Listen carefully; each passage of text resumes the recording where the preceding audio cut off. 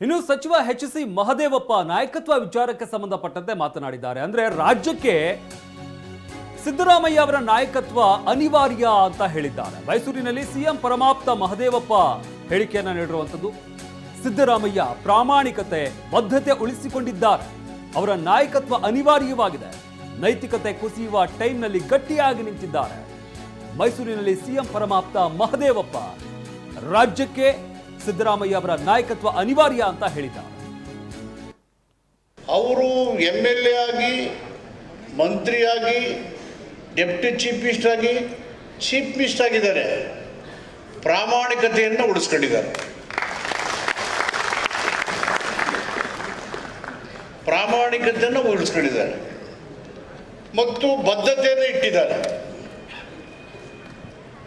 ಈ ಪ್ರಾಮಾಣಿಕತೆ ಮತ್ತು ಬದ್ಧತೆ ಅವರಿಗೆ ಈ ಸಾಮಾಜಿಕ ಚಳುವಳಿಗಳ ಚಿಂತನೆಗಳು ಅವರಿಗೆ ನೈತಿಕ ಶಕ್ತಿಯನ್ನು ತಂದುಕೊಟ್ಟಿದೆ.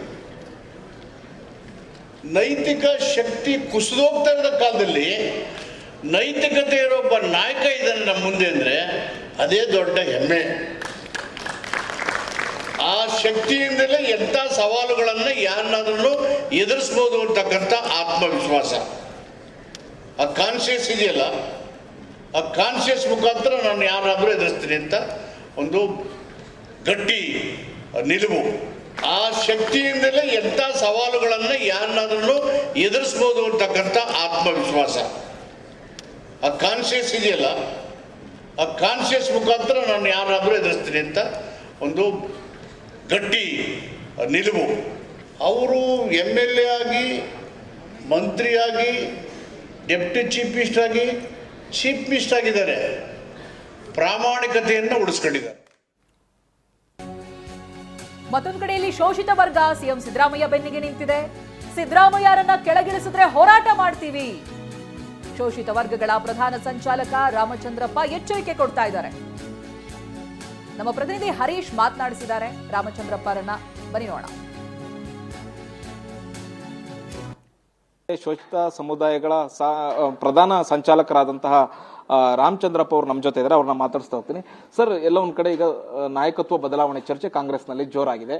ಮತ್ತೆ ಸಿಎಂ ಸಿದ್ದರಾಮಯ್ಯ ಅವರ ಬದಲಿಗೆ DK ಶಿವಕುಮಾರ್ ಅವರನ್ನ ಮುಖ್ಯಮಂತ್ರಿ ಮಾಡಬೇಕು ಅನ್ನುವಂತಹ ಚರ್ಚೆ ಕೂಗು ಎದ್ದಿದೆ. ಮತ್ತೊಂದಷ್ಟು ಶಾಸಕರಿಗೆ ದೆಹಲಿಗೆ ತೆರಳಿ ಹೈಕಮಾಂಡ್ ನಾಯಕರ ಮನವೊಲಿಸುವಂತಹ ಪ್ರಯತ್ನವನ್ನು ಮಾಡ್ತಾ ಇದ್ದಾರೆ. ಇದನ್ನ ನೀವ್ ಹೇಗೆ ನೋಡ್ತೀರಿ ಸರ್? ಈಗ ನಾವು ಮಾಧ್ಯಮಗಳಲ್ಲಿ ನೋಡಿರುವಂಥದ್ದು, ಪ್ರತ್ಯಕ್ಷವಾಗಿ ನಮಗೇನು ಅಲ್ಲಿನ ಬೆಳವಣಿಗೆಗಳೇನು ಅನ್ನೋದು ಗೊತ್ತಿಲ್ಲ. ಮಾಧ್ಯಮಗಳ ಪ್ರಕಾರ ಒಂದು ತಂಡ ಹೋಗಿದೆ ಅಂತ ಅನ್ನೋದು ಗೊತ್ತು. ಹೈಕಮಾಂಡು ನಿರ್ಧಾರ ಮಾಡೋದಕ್ಕೆ ಅವರು ಸ್ವತಂತ್ರರಾಗಿದ್ದಾರೆ. ಅವರೇನಾದರೂ 2.5 ವರ್ಷಕ್ಕೆ CMನ ಆಯ್ಕೆ ಮಾಡಿದ್ದೀವಿ ಅಂತ ನಾವೆಲ್ಲೂ ಯಾವತ್ತೂ ನೋಡಿರಲಿಲ್ಲ, ಕೇಳೂ ಇರಲಿಲ್ಲ. ಕೇಳಿದ್ದೀರಾ? ಯಾರೂ ಕೇಳಿರಲಿಲ್ಲ. ಹಿಂಗಿರ್ಬೇಕಾದ್ರೆ 2.5 ವರ್ಷಕ್ಕೆ ಅಧಿಕಾರವನ್ನು ನಮಗೆ ಹಸ್ತಾಂತರ ಮಾಡಬೇಕು, ಶಿವಕುಮಾರ್ ಅವ್ರನ್ನ ಮುಖ್ಯಮಂತ್ರಿ ಮಾಡಬೇಕು ಅಂತ ನಿಯೋಗ ಹೋಗಿರೋದು. ಅದೇನು ಶಿವಕುಮಾರ್ ನನಗೇನು ಗೊತ್ತಿಲ್ಲ ನಿಯೋಗ ಅಂತ ಹೇಳ್ಕೊಂಡಿದ್ದಾರೆ. ಅವ್ರಿಗೆ ಗೊತ್ತಿದೆಯೋ ಗೊತ್ತಿಲ್ವೋ ನಮಗಂತೂ ಅದ್ರ ಬಗ್ಗೆ ಮಾಹಿತಿ ಇಲ್ಲ. ಈಗಿರಬೇಕಾದ್ರೆ ಹೈಕಮಾಂಡು ಸ್ವತಂತ್ರವಾಗಿ ನಿರ್ಧಾರ ತಗೊಳ್ಳೋದಕ್ಕೆ ಬಿಡದೆ ಅವ್ರ ಮೇಲೆ ಒತ್ತಡ ಏರೋದಾದರೆ ನಾವು ಕೂಡ ಸುಮ್ಮನೆ ಕೂತ್ಕೊಳ್ಳೋದಕ್ಕಾಗಲ್ಲ. ಅವಕಾಶಗಳಿದ್ದಾವೆ, ಭಾಳಷ್ಟು ಅವಕಾಶಗಳಿದ್ದಾವೆ. 2028 ಇವಾಗ ಏನು 23ರಲ್ಲಿ ನಾಯಕತ್ವ ವಹಿಸ್ಕೊಂಡು ಸಾಮೂಹಿಕ ನಾಯಕತ್ವ ಅಂತ ಬೇಡ, DK ಶಿವಕುಮಾರ್ ಅವರೇ ನಾಯಕತ್ವ ವಹಿಸ್ಕೊಂಡು ಹೋಗಲಿ, ಚುನಾವಣೆಗೆ ಹೋಗಲಿ, ಚುನಾವಣೆಯಲ್ಲಿ ಗೆದ್ದು ಆಮೇಲೆ ಮುಖ್ಯಮಂತ್ರಿಗಳಾಗಲಿ. ನಮಗೂ ಒಂದು ಇದಿದೆ ಅವ್ರ ಬಗ್ಗೆ, ಮುಖ್ಯಮಂತ್ರಿಗಳಾಗಬೇಕು ಅಂತನ್ನೋದು. ಅದೇ ರೀತಿ ಏನು ಹೆಚ್ಚಿನ ಸಂಖ್ಯೆಯಲ್ಲಿ ಶೋಷಿತ ಸಮಾಜಗಳು ಕಾಂಗ್ರೆಸ್ ಪಕ್ಷವನ್ನು ಬೆಂಬಲಿಸ್ತಾ ಇದ್ದಾವೆ.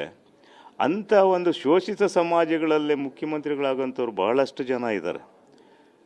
ಏನಾದರೂ ಹೈಕಮಾಂಡ್ ನಿರ್ಧಾರ ಮಾಡಿ ಅದನ್ನು ಬದಲಾವಣೆ ಮಾಡಬೇಕು ಅಂತ ಅನ್ನೋದು ಏನಾದರೂ ಕೂಗು ಬಂದರೆ, ಆದರೆ ಈ ಶೋಷಿತ ಸಮಾಜಗಳವರೆಗೇನೆ ಈ ಒಂದು ಮುಖ್ಯಮಂತ್ರಿ ಸ್ಥಾನವನ್ನು ನೀಡಬೇಕು ಅಂತ ಅನ್ನೋದನ್ನು ನಾವು ಮುಂದಿನ ದಿನಗಳಲ್ಲಿ ಕಾಂಗ್ರೆಸ್ ಪಕ್ಷಕ್ಕೂ ನಾವು ಒತ್ತಾಯ ಮಾಡ್ತೀವಿ.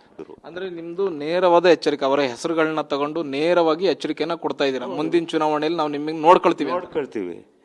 ಈಗ ಇದೇನಾದರೂ ಇದೇ ಒತ್ತಡ ಮುಂದುವರೆದು ಮುಖ್ಯಮಂತ್ರಿಗಳನ್ನ ಬದಲಾವಣೆ ಮಾಡಿದ್ದೇ ಆದರೆ ಮುಂದಿನ ಚುನಾವಣೆಯಲ್ಲಿ ಶೋಷಿತ ಸಮಾಜಗಳು ನಮ್ಮದೇ ಆದಂತಹ ಒಂದು ನಿರ್ಧಾರವನ್ನು ಮಾಡ್ತೀವಿ, ಕಾಂಗ್ರೆಸ್ಗೆ ವಿರುದ್ಧವಾಗಿ ನಾವು ಹೋಗ್ತೀವಿ ಅಂತ ಅನ್ನೋದನ್ನು ನಾನು ಸ್ಪಷ್ಟವಾಗಿ ಹೇಳ್ತೀನಿ. Okay, thank you. ಇದು ರಾಮಚಂದ್ರಪ್ಪ ಅವರ ಮತ್ತು ಕ್ಯಾಮ್ರಾ ಪರ್ಸನ್ ಬಾಲಾಜಿ ಜೊತೆಗೆ ಹರೀಶ್, TV9 ಬೆಂಗಳೂರು.